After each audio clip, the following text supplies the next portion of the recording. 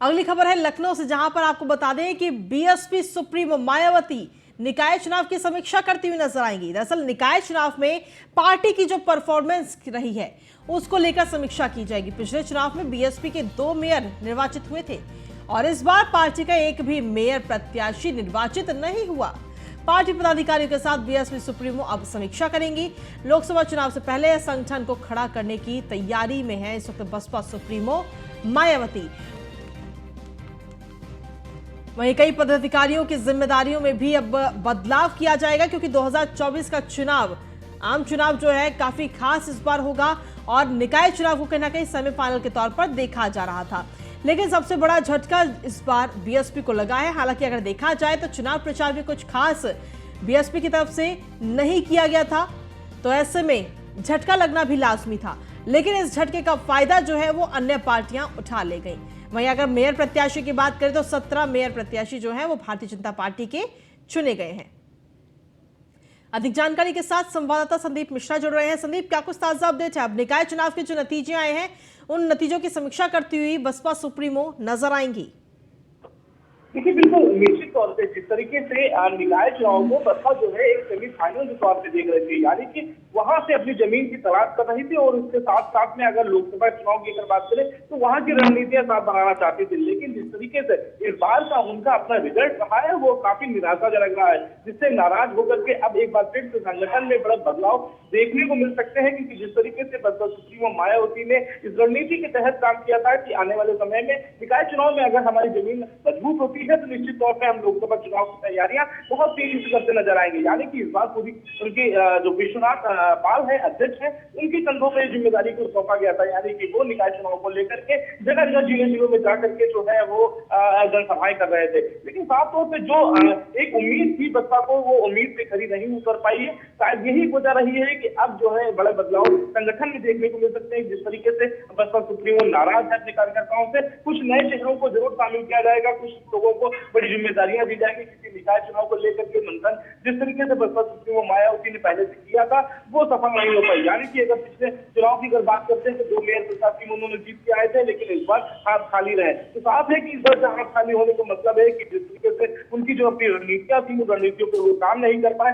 आने वाले समय में लोकसभा का चुनाव होना है, लोकसभा चुनाव की तैयारियों को लेकर के बीएसपी भी रणनीति अपनी बनाएगी। लेकिन इसकी पीछे की अगर वजह हम देखते हैं तो उनके जो अपने ही उनके जो पदाधिकारी कार्यकर्ता है वो जमीन पे उतरते नजर नहीं आए, यानी कि वो संघ अपने बीएसपी को मजबूत नहीं कर पाए। यही एक सबसे बड़ी वजह रही है कि इस बार उनको जो है करारी हार का सामना करना पड़ा। यानी कि अब ये भी देखा जा रहा है कि जिस तरीके से बीएसपी आगे बढ़ना चाहती है और उत्तर प्रदेश के लोकसभा चुनाव में एक बड़ी बढ़त हासिल करना चाहती है, उसको लेकर के अब कुछ नई रणनीतियां बसपा सुप्रीमो को बनानी पड़ेंगी उसी के तहत, क्योंकि तभी आगे बढ़ना होगा। क्योंकि जो उनके अपने कार्यकर्ता है वो तो संगठन को कैसे मजबूत करेंगे या कुछ नए पदाधिकारियों को अपने पार्टी में जोड़ने का काम करेंगे या कुछ लोगों को जो कुछ बड़ी जिम्मेदारियां देंगी, तो इन पे चर्चाएं बहुत तेज होंगी और जल्द से जल्द जो है बसपा सुप्रीमो मायावती एक बड़ी समीक्षा बैठक करेंगे। उस बैठक में कुछ नए अहम और निर्णय लेने संभव है। जी लेकिन अगर देखा जाए तो इस बार निकाय चुनाव में खुद बसपा सुप्रीमो मायावती भी चुनाव प्रचार करते हुए बिल्कुल नजर नहीं आई है। कि जिस तरीके से उन्होंने प्रदेश अध्यक्ष विश्वनाथ पाल के ऊपर कंधों पर जिम्मेदारी दी थी, इसके साथ साथ में इनके जो पदाधिकारी थे, जिला अध्यक्ष थे, कोऑर्डिनेटर थे, उन पे ही पूरा भार उन्होंने मायावती ने छोड़ रखा था। यानी कि साफ था कि वो ये चाहती थी कि इस बार निकाय चुनाव में जो नए प्रदेश अध्यक्ष बनाए थे विश्वनाथ पाल, उनकी जिम्मेदारियां क्या होने वाली, वो कैसे काम करते हैं, वो संगठन को कैसे मजबूत करते हैं, वो कितनी सीटें निकाल के लाते हैं। इसी कड़ी की अगर बात की जाए तो उसी पे तर्ज पे मायावती चलती नजर आ रहे थे। यानी कि साफ था कि वो कर्नाटक के चुनाव में पूरी तरीके से प्रचार प्रसार करती नजर आई थी, लेकिन उत्तर प्रदेश के निकाय चुनाव में कहीं वो फिलहाल नजर नहीं आई थी। यानी कि वो ट्विटर हैंडल पे ही केवल अपने और इसके साथ साथ में प्रेस वार्ता कर अपील करती नजर आ रही थी। लेकिन ये सच था कि बसपा सुप्रीमो मायावती मैदान में नजर नहीं आई, लेकिन उन्होंने अपने जो कोऑर्डिनेटर थे, जो जिला अध्यक्ष थे, उनको मैदान में उतार रखा था। उनके सहारे इस बार निकाय चुनाव को जीतने का प्रयास कर रही थी। यानी कि आप ये सोचिए कि जिस तरीके से 17 मेयर प्रत्याशी थे उसमें से 11 मेयर प्रत्याशी प्रत्याशी उन्होंने मुस्लिम कैंडिडेट उतारे थे। साफ तौर पे पूरा उनका एक जो मंत्र था कि मुस्लिम वोट बैंक अपनी तरफ खींचने का, वो फेल होता नजर आया है। यानी कि जो उन्होंने समीकरण रचा था कि मुस्लिम वोट बैंक अगर मुझे मिलता है तो हमारे पास दलित है और मुस्लिम दोनों मिलाकर के हम अच्छी सीटें निकाल सकते हैं।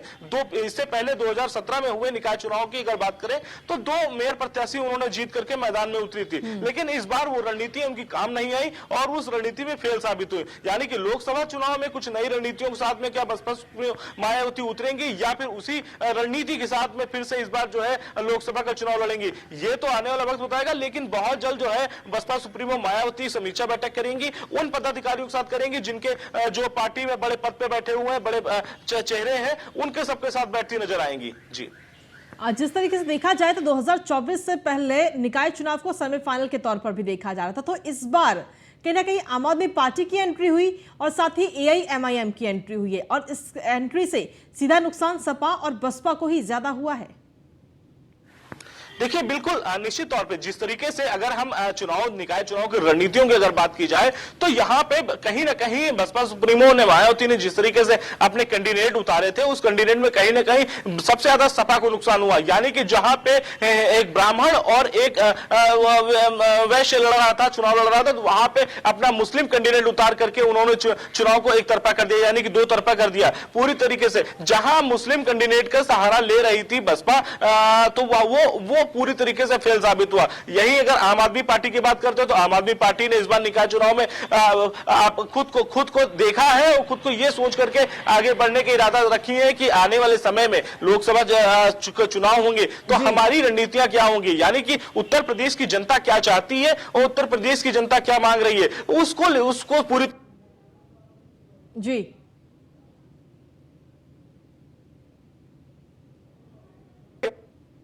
तो बसपा ने रणनीतियां पूरी तरीके से पहले साफ करते हैं। तो मुस्लिम वोट बैंक को एक साथ रखने की बात जो कर रही थी वो पूरी तरीके से फेल साबित हुई उत्तर प्रदेश के निकाय चुनाव में। जहां तक बसपा ने पहले ही ये घोषणा कर दी थी कि इस बार के निकाय चुनाव में लेकर के हमारी तैयारियां तेज हैं, हम पूरे 17 नगर निगम में अपने प्रत्याशियों को उतारेंगे, इसके साथ ही साथ में जो है अपने हम हर जगह हर उत्तर प्रदेश में मजबूती के साथ चुनाव लड़ेंगे। लेकिन वैसा नहीं हो पाया और बिल्कुल उसके विपरीत दिशा में ही इस बार जो है बसपा की जो रैंकिंग आई है वो बहुत कम आई। जी, अगर देखा जाए तो अगर अभी से जमीनी स्तर पर उतरकर बसपा काम करती है तो कहीं ना कहीं आगे आने वाले लोकसभा चुनाव में बसपा को इसका फायदा मिल सकता है।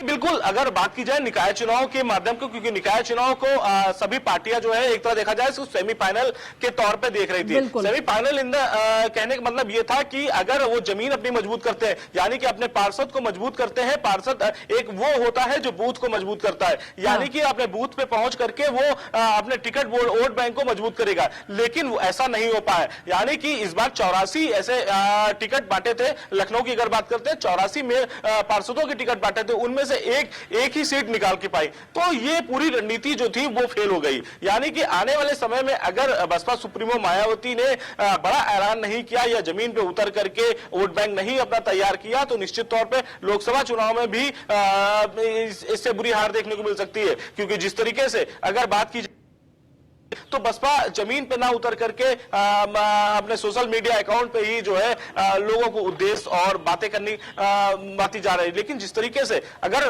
बसपा ने अपनी रणनीतियां नहीं तैयार तो तौर पे आने वाले समय में लोकसभा के चुनाव है उसमें उनको हार जाना मिल सकता है। लेकिन इससे पहले एक बड़ी बैठक जरूर करेंगी, उस बड़ी बैठक में कुछ नए निर्णय जरूर लिए जा सकते हैं, क्योंकि बसपा ने जिस तरीके से इस बार निकाय चुनाव में अच्छा प्रदर्शन नहीं किया है और आने वाले लोकसभा में वो अच्छा प्रदर्शन करना चाहती है, तो इनको एक बार फिर से जो है अपने कार्यकर्ताओं के साथ में, अपने बड़े बड़े पदाधिकारियों के साथ में एक बैठक करनी चाहिए और बैठक के बाद से कुछ बड़े निर्णय लेने चाहिए जिससे कि आने वाले समय में लोकसभा के चुनाव में उनको बहुत सी मजबूती मिल सके और अपने पदाधिकारियों का सम्मान बचा सकें। जी बिल्कुल, चलिए बहुत बहुत शुक्रिया तमाम जानकारी देने के लिए संदीप।